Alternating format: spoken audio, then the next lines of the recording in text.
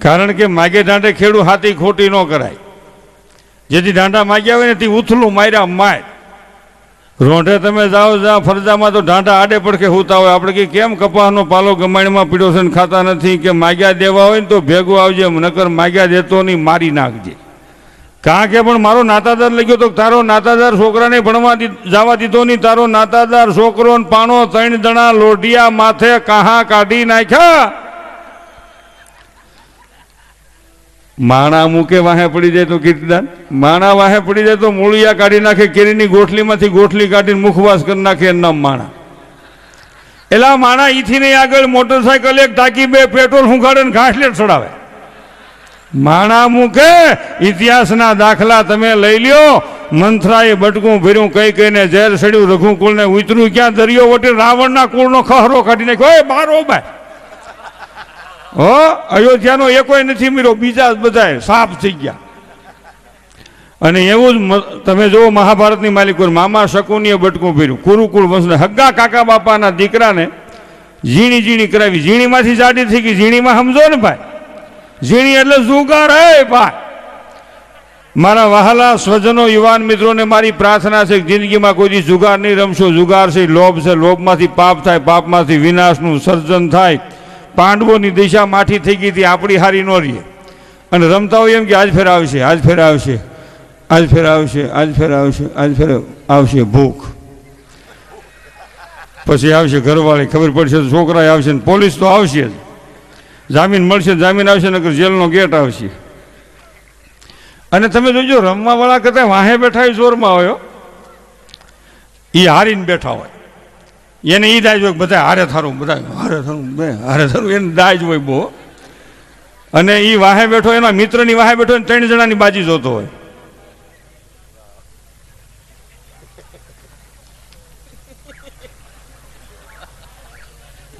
પછી આની કોઈ જોવે એટલે પેલો પાના જરાક ત્રાહા પાછો આમ જોવે.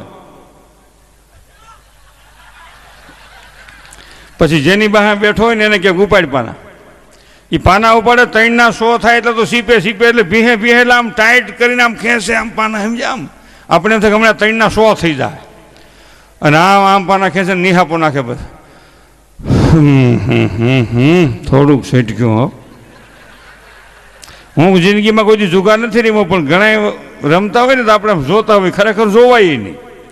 રમવાવાળા હોશિયાર હોય, પોલીસ આવે તો એ સટકી જાય, આપણે હલવાઈ જાય.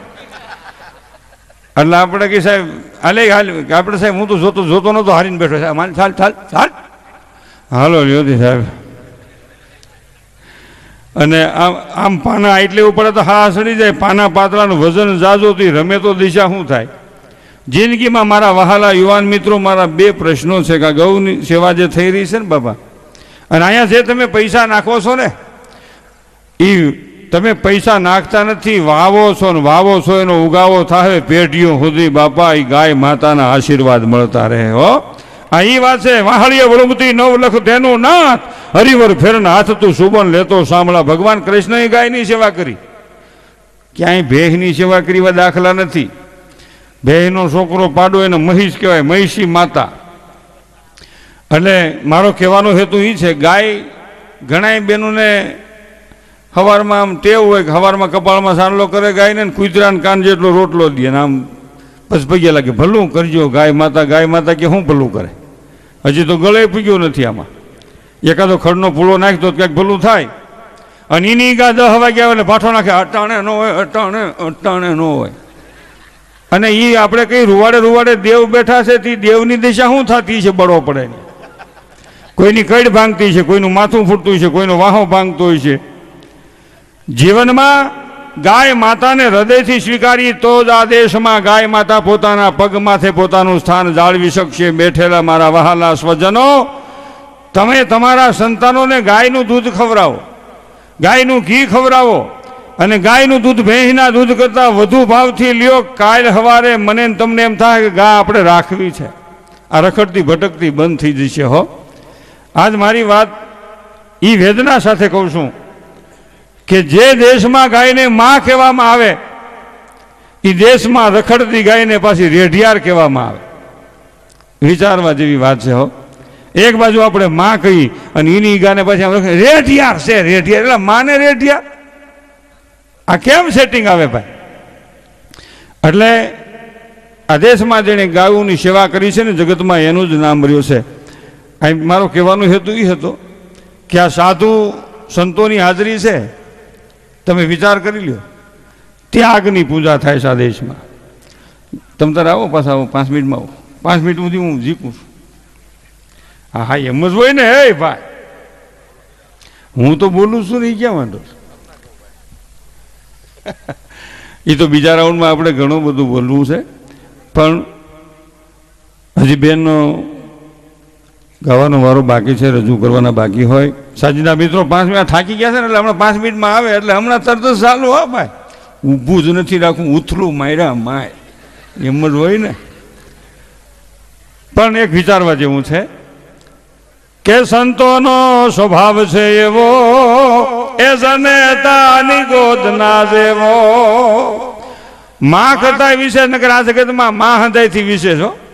માના ખોળામાં છોકરું બેઠું હોય એને બીક ન હોય, એને એમ થાય કે મારી માથે મારી માનું ઓઢણું છે. બાપુજીને ખોળાનું નક્કી નહીં. બાપુજી ગમે તે ધક્કો મને ઘડી ઘણું વાંદરું વળી. તમે પણ એ જોઈજો, માં છોકરાને મારતી એ જોઈજો, ને બાપુજી હમો કરતો એ જોઈજો. છોકરું ગોલું ગોલું વહરું વહરું અગણો અગણો રિહાળ એ ભાઈ, અને એ છોકરું ગોલું હોય એટલે મારા વારામાં પૈસા આવ્યા, સારું કહેવાય, બહુ સારું કહેવાય હો. તાળીઓના કકડાટથી વડીલોને વધાવી લઈએ, કારણ કે નકર મારા વારામાં કોઈ પૈસા ન નાખે. એનું કારણ છે માણાને એમ થાય કે જાહુદ વળી કોક કહે એમ, ભાઈ ભાઈ એ માપે. એ વાહ એક માપે વાળું ગ્રુપ છે અમારે. એટલે મારો કહેવાનો હેતુ એ છે, છોકરાને માં મારતી હોય અને આમ હાવણો ઉગામાં આપણે એમ થાય કે હમણાં છોકરાનો વાહો ફાડી નાખશે. આવો આવો મારો બાપુજી અહીં નજીક આવીને મારા માથે આવે એમ આવવા દો. તો એમ જ હોય ને. હે ભાઈ, તમને કહું ભાઈ ભાઈ વાહ મારો બાપુલિયો વાહ. નામ રહંત ઠકરા નાણા નહીં, રહંત કીર્તિ ઉદા ખોટડા ને પાડ્યા નહીં, પડંત કાલ મરી જાઉં પણ નામ અવિસળ રહી જાય છે. કેટલાય લક્ષ્મી દાટીને મરી ગયા, બીજાને કાયમ આવી. ભાઈ ભાઈ, ઘણા એવા દાટીને મરી જાય, ઉમરામ દાટે. ઓલા છોકરા આખું ઘર ખોદી નાખે પણ કીર્તિદાન લક્ષ્મી મળે કે ડાયઠું તું ક્યાંક ડાયઠું નહીં હોય, વેચી નાખે મકાન, બીજાને કાયમ લાગે. અને કોકને ડોકની રઘું ખેંચાઈ ગયું, સમજ્યા? મારે એક મિત્ર છે, આમ પ્રોગ્રામમાં જાય એટલે બારગામથી ત્યાંથી નીકળી એટલે મને કે હે ભાઈ પ્રોગ્રામમાં જાવ? હા, કે મારે આવું. મેં પણ તને મજીરા આવડે નહીં, ભજન આવડે ને, તારે શું નીકળું? કે ત્યાં લાડવા હોય કે ન હોય? કે એ હોય કે વી ઉલાળી નાખું. ભાઈ એ તું લાડવા તો ખાઈ જા, પણ ક્યાંક ધર્મ તો લખે. મને કે એ નો કેવું, કેમ કે હું નાનો હતો અકોણો અકોણો ગોલો ગોલો એટલે વહરો વહરો તોફાની હતો. મારી માએ કે વાહામાં ઠીકો માર્યો, ઠીકો એટલે ગડદો ગડદો ધૂંબો માર્યો ને ડોકની રગ ખેંચાઈ ગઈ છે. એટલે બીજાના ખિસ્સાને પૈસા દેખાય છે, આ બધું જોતો આમ થઈ ગયું, આમ દેખાતું જ નથી. એવી ઘણાની ડોકની રગું ખેંચાઈ ગયું હોય, સમજ્યા? એટલે માં છોકરાને મારતી હોય, આમ આ મારવા જાય આપણે કઈ જાળવજે હો, છોકરાનો વાહો ફાટી જાય. પણ માં મારે કે મારા રોયા વાહ પાથી મારો રોયા. આપણી કંપની ઉગામે થોડું મારે જાજુ, ઉગામે આટલું જ હો, આટલું જ. બાપો મૂકે મૂળિયા કાઢી નાખે. હે ભાઈ, એ તો એવું છે ને. અને કપલીનું તો પહેલેથી જ અવલાટાની કપલીનું પહેલેથી જ હારા કામમાં પહોંચે નો, અને બીજા નો અવલાટાની કપલીને અમુક ત્રાહાટાની કપલીને ભેગો રાખો તો નડે, નો બરકો તો નડે. આટા ત્રાહા ને. એ ભાઈ, અમુક લાહી લાઈન ગમે એ કામ કરો, લાહી લાઈન ભેગી જ હોય. શું કે ચાલુ કરો ને ચાલુ કરો, એ ચાલુ કરો ને હવે ચાલુ કરો, જેવું કામ ચાલુ કરો પડદા વાંચ છટકે.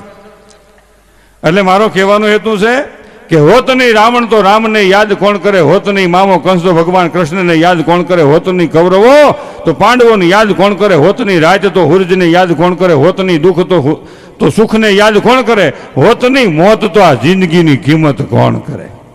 મોત ન હોત તો આ જિંદગીની કિંમત ન થાય. મરી જવાનું છે એટલે જ વાંધો છે. મરી જવાનું, મરી જવું થી રોકાવાનું તરાય, મરી જવું પડે એક દી. જીવનની માલિકો હા માણસ નકર એ પ્રશ્ન ઉભો છે, મરી જવાનું એ ખોટું ના, એ ખોટું નથી, બરોબર છે. નકર તું અહીં મૂળિયા નાખી જા. આમાં શું થાય, હજી તો વાતનો દોર ચાલુ થાય એટલે એમ થાય.